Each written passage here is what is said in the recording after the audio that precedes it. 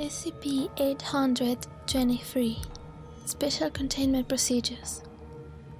SCP-823 is to be secured by no fewer than 6 on-site personnel until such time as decontamination protocols can be established and the artifact in question is neutralized.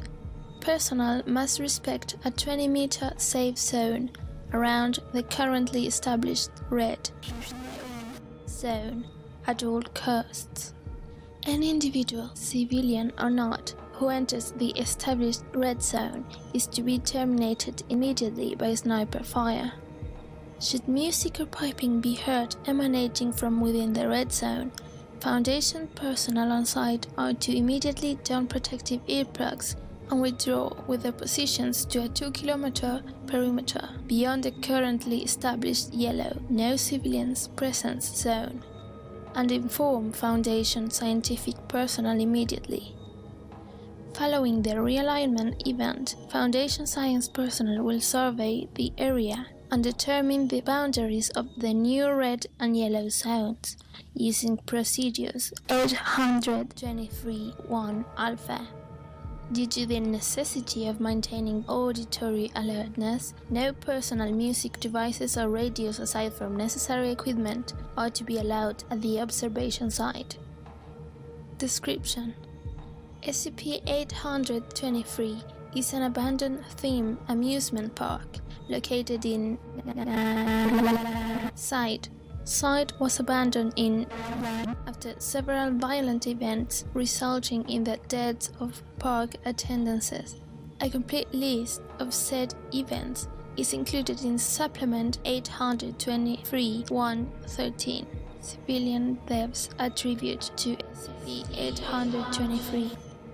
SCP-823 was finally abandoned after the events of also known as Bloody Sunday, when the influence of the artifact in question reached a 20-year peak.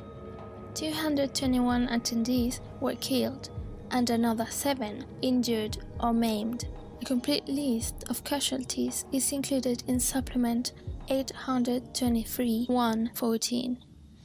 Civilian deaths resulting from Event 823-99 Euclid, but include 2 individuals, male and female, fused together at multiple points after emerging from the Tunnel of Love dog ride, dead.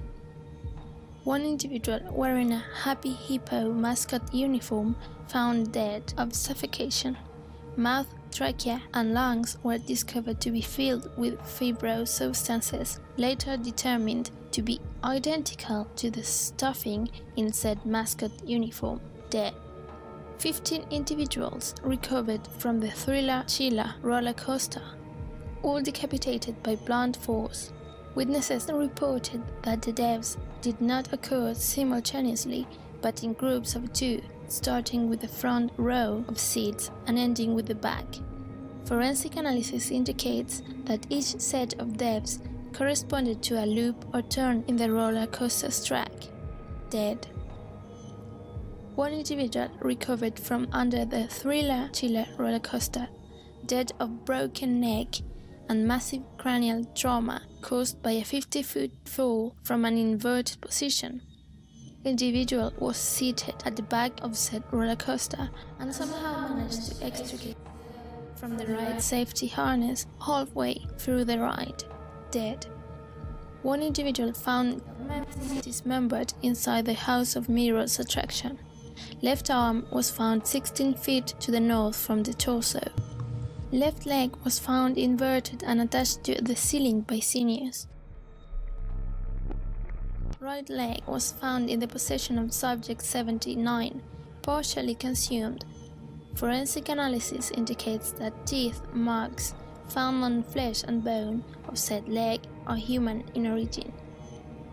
To date, no trace of right arm was found.